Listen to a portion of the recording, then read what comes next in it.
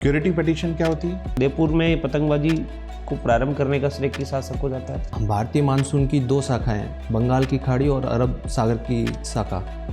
तो राजस्थान को किस शाखा से सबसे ज़्यादा वर्षा प्राप्त होती है?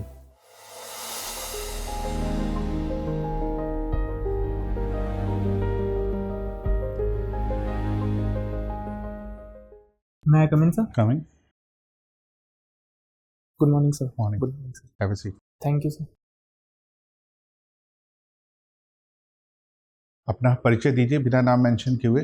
सर मेरी स्कूलिंग 2017 में 10वीं पास की मैंने सेंट पॉल्स स्कूल उदयपुर से। 2019 में मैंने 12वीं सेंट पॉल्स स्कूल उदयपुर से पास की।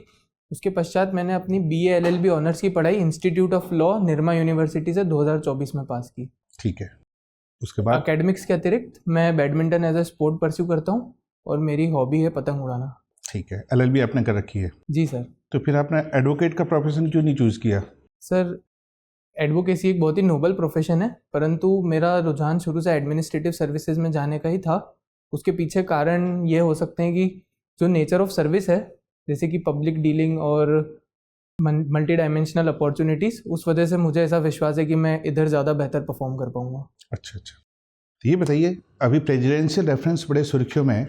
जी सर। क्या समझता है प्रेसिडेंशियल रेफरेंस को लेकर? सर ये एडवाइजरी जुरिस्डिक्शन है सुप्रीम कोर्ट ऑफ इंडिया का आर्टिकल 143 के अंदर, जिसमें कि प्रेसिडेंट कोई भी ऐसे क्वेश्चंस होते हैं कॉन्स्टिट्यूशनल इंटरप्रिटेशन के या इंटरप्रिटेशन ऑफ लॉ के, उन्हें सुप्रीम कोर्ट को रेफर कर सकते हैं। सुप्रीम कोर्ट का क्या रोल रहता है इस पर? Sir supreme court may advise और may not to advise on the questions, और उसके बाद सर राष्ट्रपति भी बाउंड नहीं है उनके एडवाइस से। अभी रनिंग में ऐसी क्या घटना घटी जिसके कारण ये सुर्खियों में? Sir TN Ravi versus state of Tamil Nadu का जो केस जजमेंट आया था, जिसमें कि गवर्नर और प्रेसिडेंट के ऊपर टाइम लिमिट्स लगा दी गई थी, तो सुप्रीम कोर्ट के द्वारा कि उन्हें जो भी बिल्स उनके पास जाएंगे उन पे with in a limited time frame act करना है। उसके ऊपर प्रेसिडेंट ने रेफरेंस किया था 143 के अंडर, जिस पे अभी एडवाइस किया है सुप्रीम कोर्ट ने। क्या एडवाइस किया? सर कोर्ट ने उसमें जो रिट इशू करने का था, मैंडेमस रिट गवर्नर और प्रेसिडेंट को इशू कर सकते थे, उसे ओवररूल किया है अपने प्रीवियस जजमेंट को कॉन्स्टिट्यूशनल बेंच ने, और एक वो जो टाइम लिमिट सेट की गई थी उसे भी ओवररूल किया है। तो पहले भी डिसीजन कोर्ट ने दिया था, अब वापस डिसीजन कोर्ट ने दिया। क्या कोर्ट को अपने डिसीजन रिव्यू करने का अधिकार है? जी सर, कोर्ट को अपने डिसीजन रिव्यू करने का अधिकार है। और सर जो पहला डिसीजन था वो डिविजनल बेंच का था, डबल बेंच का था, जबकि ये डिसीजन कॉन्स्टिट्यूशनल बेंच के द्वारा दिया गया है। तो आप लॉ के स्टूडेंट हैं, तो क्या मुझे आप आर्टिकल बता सकते हैं कि किस आर्टिकल के अंतर्गत कोर्ट के पास ये अधिकार है? जी सर।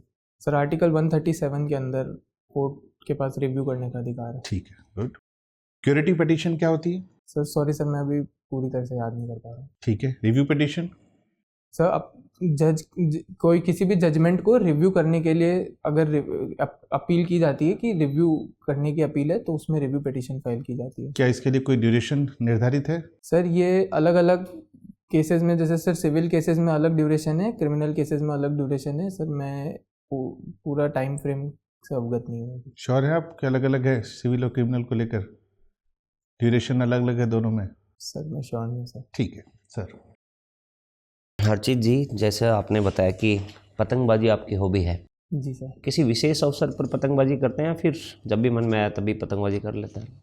सर वैसे तो विशेष अवसर पे ही की जाती है, परंतु कभी अगर फ्री टाइम मिलता है तो मैं। किस विशेष अवसर पर होती है पतंगबाजी? तो जैसे हमारे क्षेत्र में निर्जला एकादशी पे पतंग उड़ाई जाती है, उसके अलावा मकर संक्रांति पे भी पतंग उड़ाई जाती है। अच्छा जी।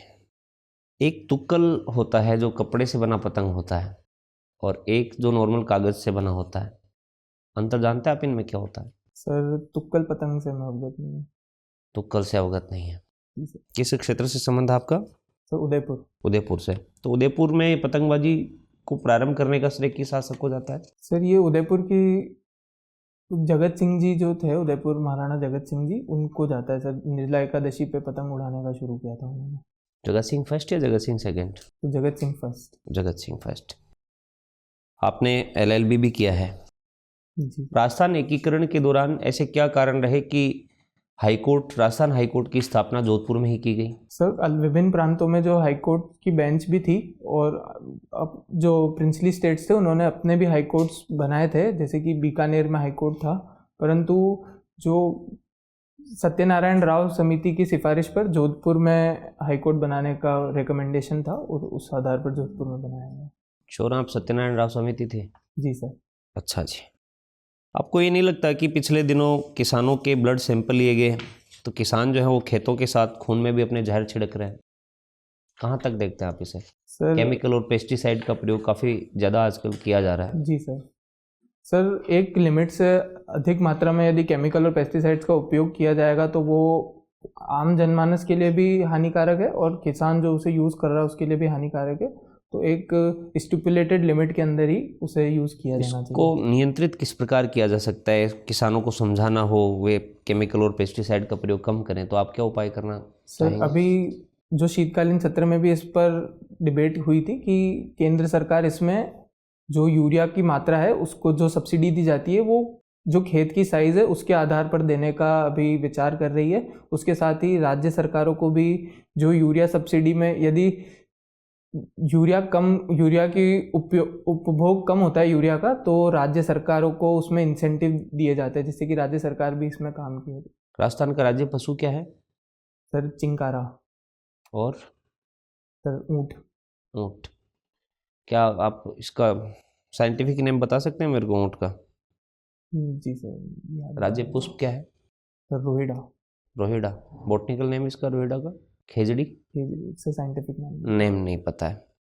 चलिए आप ये बता दीजिए मुझे कि राजस्थान में आपको ग्रामीण पर्यटन में क्या संभावनाएं नज़र आती हैं? सर ग्रामीण पर्यटन में हमें जो संभावनाएं हैं कि जो ग्रामीण कल्चर रहा है राजस्थान का वो उसको हम काफ़ी वो एक लेवरेज कर सकते हैं उस ग्रामीण कल्चर को और कैसे एक हेरिटेज टूरिज्म। जैसे सर आजकल शहरों में ग्रामीण कल्चर के वो चलते, जैसे आपनी ढाणी करके एक है तो उसमें लोग जाते हैं, चौकी ढाणी है तो उसमें लोग ग्रामीण कल्चर को जीने जाते हैं। तो वही ग्रामीण कल्चर एक्चुअल में जो वास्तविक गाँव हैं उनमें जाके अगर पर्यटक जाएंगे तो वहाँ से वहाँ के लोकल इकोनॉमी को भी बूस्ट मिलेगा और हमारे राजस्थान की संस्कृति भी आगे बढ़ेगी। चालो आपने देश आपनो देश बुलावे, सुना आपने? जी सर। क्या है ये? सर ये प्रवासी राजस्थान दिवस के संबंध में ये इनकी टैगलाइन थी जो अभी 10 दिसंबर को हाल ही में मनाया गया है, तो उसमें ठीक है सर। जी आप उदयपुर से हैं? जी तो सर। उदयपुर की स्थापना कब और किसने की थी? सर 1559 एडी में महाराणा उदय सिंह जी के द्वारा उदयपुर की स्थापना की गई। उदयपुर और उदयपुर के आसपास में भौगोलिक विशेषताएं क्या है? सर उदयपुर अरावली की घिरवा पहाड़ियों के बीच में बसा हुआ एक शहर है जिसमें सर 7 प्रमुख झीलें हैं और सर अरावली के ऊंचे पर्वत और सर नदियाँ, वहाँ पे जो नदियाँ बहती हैं उनमें साबरमती, मानसी और वाकल प्रमुख नदियाँ हैं। तो ये जो ज्योग्राफिकल विशेषता है इससे वहाँ पर क्या संभावनाएं बन रही है या वहाँ पर क्या चुनौतियाँ आप देखते हैं? सर संभावनाओं की बात की जाए तो खनिज भंडारण में उदयपुर में विविध प्रकार के खनिज पाए जाते हैं और अच्छी मात्रा में पाए जाते हैं, जिस वजह से सर इकोनॉमी में खनिजों का खनन करके इकोनॉमी को फ़ायदा मिल सकता है। कौन से मेजर मिनरल्स है वहाँ पर उत्खनन किए जा रहे हैं अभी? Sir zinc, lead and silver जो कि तीनों एक साथ खनन किए जाते हैं। उसके अलावा रॉक फॉस्फेट खनन है और उमरड़ा में सर अभी यूरेनियम की माइनिंग का भी बात चल रहा है। उसके अलावा सर स्टोन मिनरल्स है, मार्बल्स। मेजर माइंस वहाँ की? सर जावर माइंस है जिंक के लिए, मटून माइंस है रॉक फॉस्फेट के लिए और सर ऋषभ देव, बाबरमाल ये हैं मार्बल्स के लिए। अच्छा, अरावली का सिग्निफिकेंस बताइए आप, मतलब राजस्थान पूरे के लिए। सर सबसे पहले तो अरावली जो मरुस्थलीकरण है उसके विस्तार को रोकता है। उसके अलावा सर अरावली एक पुराना निर्माण एक स्टेबल पर्वतमाला है जिसके अंदर कई मेटेलिक खनिजों का भंडार मिलता है और सब बायोडाइवर्सिटी के लिए भी ये काफ़ी इम्पोर्टेंट है। भारतीय मानसून की 2 शाखाएं, बंगाल की खाड़ी और अरब सागर की शाखा, तो राजस्थान को किस शाखा से सबसे ज़्यादा वर्षा प्राप्त होती है? सर बंगाल की खाड़ी शाखा से ज़्यादा वर्षा प्राप्त क्यों? होती है। अरब सागर की शाखा तो अपने नज़दीक होनी चाहिए। सर अरब सागर की शाखा नज़दीक है, परंतु वो अरावली के पैरेलल होने के कारण जो वो यहाँ पर वर्षा नहीं कर पाती, परंतु बंगाल की खाड़ी की जो शाखा है वो अरावली से टकराकर पूर्वी अरावली के पूर्व में वर्षा करती है। आर्द्रभूमि वेटलैंड्स होते हैं, उसके रिगार्डिंग अंतर्राष्ट्रीय कौन सा अभिसमय कब किया गया? सर रामसर कन्वेंशन है जो कि 1971 में किया गया था। भारत के प्रमुख रामसर स्थल स्पेसिफाइड राजस्थान में कौन कौन से रामसर स्थल हैं? सर राजस्थान में वर्तमान में 5 रामसर स्थल हैं, जिनमें केवला देव, सांबर झील, मेनार तालाब, मेनार बर्ड विलेज, खिंचन तालाब और सर अभी हाल ही में सिलीसेड को जोड़ा गया है। इसमें उदयपुर में कौन सा है? Sir Maynard, Udaipur. मेनार के बारे में थोड़ा बता दीजिए आप।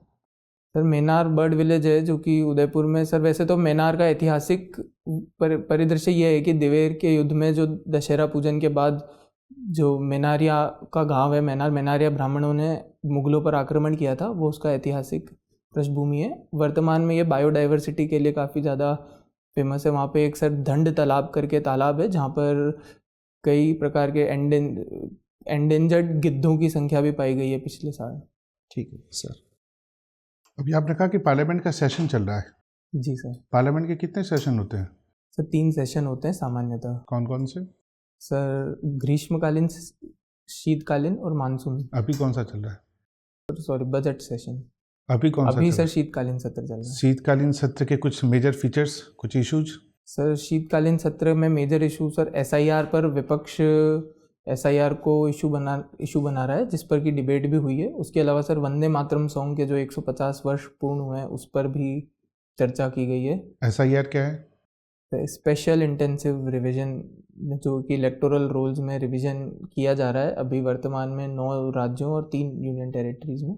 कौन करता है SIR? Sir election commission of India का। तो क्या इलेक्शन कमीशन को कॉन्स्टिट्यूशन ऐसा राइट देता है? जी सर। किस आर्टिकल में? सर आर्टिकल 324 रेड विथ 326 यदि हम पढ़ें तो ये 324 तो इलेक्शन कमीशन से बिलोंग करता है। क्या ऐसा कोई राइट्स कॉन्स्टिट्यूशन देता है या कोई लॉ देता है?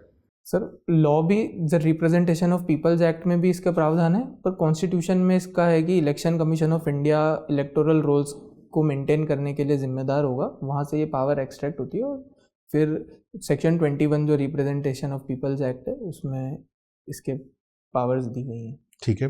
वंदे मातरम को लेकर क्या विवाद चल रहा है? सर वंदे मातरम को लेकर ये विवाद चल रहा है कि जो हाल ही में उसके 150 वर्ष पूर्ण हुए हैं उसमें सरकार का ये पक्ष है कि जब इसको अडॉप्ट किया गया था तो इसके 6 स्टेंजाज में से 2 ही स्टेंजाज को अप्रूव किया गया, जबकि वर्तमान सरकार ये कहना चाहती है कि बाकी के 4 स्टेंजाज को अपीजमेंट पॉलिटिक्स के कारण हटाया गया उसमें से। तो वंदे मातरम को संविधान में कहीं मान्यता प्राप्त है? सर नहीं, कहीं नहीं है। सर नेशनल सिंबल्स में यदि हम उसे देखना चाहें तो फंडामेंटल ड्यूटीज़ में जो नेशनल सिंबल्स के रेस्पेक्ट की बात की गई है उसमें हम जोड़ के देख सकते हैं, परंतु अलग से मेंशन नहीं है। अभी पार्लियामेंट में राइट टू डिस्कनेक्ट बिल लाया गया। जी सर। क्या है ये? सर ये एक प्राइवेट मेंबर बिल है जहाँ तक मुझे ध्यान है, जो कि महाराष्ट्र से एमपी सुप्रिया सुले जी ने लाया है। और उसमें यह है कि जो कॉरपोरेट एम्प्लॉयज़ हैं या किसी भी संस्थान के एम्प्लॉयज़ हैं उन्हें वर्किंग आवर्स के बाद अपने सीनियर अथॉरिटीज़ का कॉल उठाना और उनके मैसेजेस का रिप्लाई करने से मना करने का अधिकार दिया जाएगा। आपने कहा ये प्राइवेट बिल है। जी सर। तो गवर्नमेंट बिल और प्राइवेट बिल में क्या डिफरेंसेज हैं? सर गवर्नमेंट बिल वो होता है जो कि काउंसिल ऑफ मिनिस्टर में से कोई पेश करता है जिससे पहले कैबिनेट की मंजूरी मिल चुकी होती है, जबकि प्राइवेट बिल जो है वो कोई भी मेंबर लोकसभा या राज्यसभा का उसे पेश कर सकता है। अभी तो कोई प्राइवेट बिल पारित हुआ है? जी सर हुए हैं। कितने? सर 14 प्राइवेट बिल्स अभी तक पारित हुए हैं। 1970 में लास्ट हुआ था। उसके बाद कोई भी नहीं हुआ? जी सर। नहीं सर। ठीक है। अभी आपने देखा होगा कि तालिबान और पाकिस्तान के मध्य डिस्प्यूट चल रहा है। जी सर। किस चीज़ को लेकर? सर जो तहरीक तालिबान करके एक मिलिटेंट ऑर्गेनाइजेशन है वो काबुल से ऑपरेट करता है और पाकिस्तान की सीमा में पाकिस्तान में अनरेस्ट करता है। तो पाकिस्तान का ये कहना है कि हम जो है उस तहरीक तालिबान के खिलाफ कार्रवाई करेंगे अफ़गानिस्तान की सीमाओं में घुस के। उसके अलावा सर पुराना इनका जो विवाद वो ये है कि अफ़गानिस्तान दुरंद लाइन को बॉर्डर मानने से इनकार करता है, जबकि पाकिस्तान दुरंद लाइन को अफ़गानिस्तान पाकिस्तान की बॉर्डर मानता है। ठीक है। कल से भारतीय प्रधानमंत्री की 3 देशों की यात्रा शुरू होने वाली है 15 दिसंबर से। कौन से 3 देश है वो? सर मैंने इसके बारे में पढ़ा है। ठीक है। आसियान के बारे में सुना आपने? जी सर सुना है। कितने कंट्रीज हैं आसियान में? Sir exact number of countries नहीं पता है। आसियान की फुल फॉर्म क्या है? Association of south east Asian countries. क्या भारत उसका सदस्य है? जी नहीं सर। भारत नहीं है? श्योर है आप? जी सर। ठीक है। ये बताइए, आप उदयपुर क्षेत्र से बिलोंग करते हैं, वहाँ पर आपने जनजातियों की क्या समस्या देखी? सर वहाँ पे जनजातियों में जो कुप्रथाएं हैं, हम सर ट्राइबल ट्रेडिशंस को कंजर्व करने की बात करते हैं, परंतु जो कुप्रथाएं हैं उनका उन्मूलन आवश्यक है। जो तो एक उन्मूलन की कुप्रथाओं का उन्मूलन एक समस्या है। उसके अलावा उनके जो अधिकार, फॉरेस्ट राइट्स एक्ट 2006 के तहत जो उन्हें अधिकार मिलने चाहिए थे वो अभी तक उन्हें मिल नहीं पाए। तो उनके अधिकार, उन्हें अभी तक उनके जो ज़मीन, जल जंगल ज़मीन पे जो उनके अधिकार हैं उसके लिए उनकी लड़ाई चल रही है। अंत में स्टेट गवर्नमेंट, राजस्थान सरकार की कोई 2 योजना बताइए जो जनजातियों के कल्याण को लेकर संचालित की जा रही हो। सर एक तो ट्राइबल टूरिस्ट सर्किट बनाने की बात की जा रही है, जिसमें कि मानगढ़ धाम, बेणेश्वर इनको लिया जाएगा, त्रिपुरा सुंदरी मंदिर इनको लेके ट्राइबल टूरिस्ट सर्किट बनाया जाएगा। उसके अलावा सर मैं याद नहीं कर पा रहा हूँ। चलिए कोई बात नहीं, आपका इंटरव्यू समाप्त हुआ, आप जा सकते हैं। जी sir, thank you sir, thank you sir.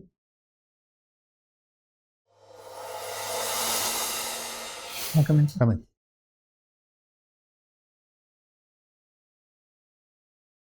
कैसा लगा चीज़ें आपको इंटरव्यू देकर? सर अच्छा लगा सर। कहाँ कहाँ पर कमी लगी?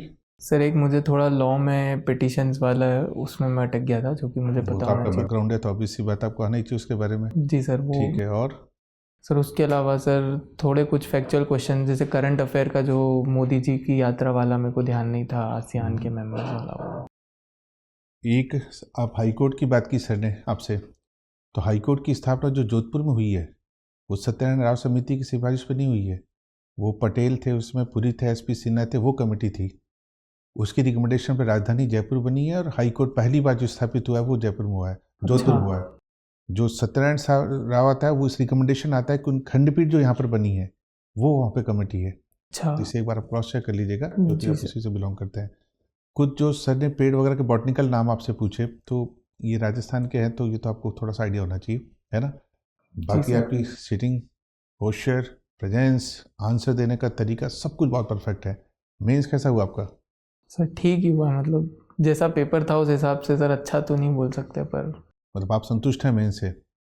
जी सर। वैसे भी मेरिट तो बहुत नीचे गई है, तो इंटरव्यू में तो सर। कहीं कोई समस्या नहीं है।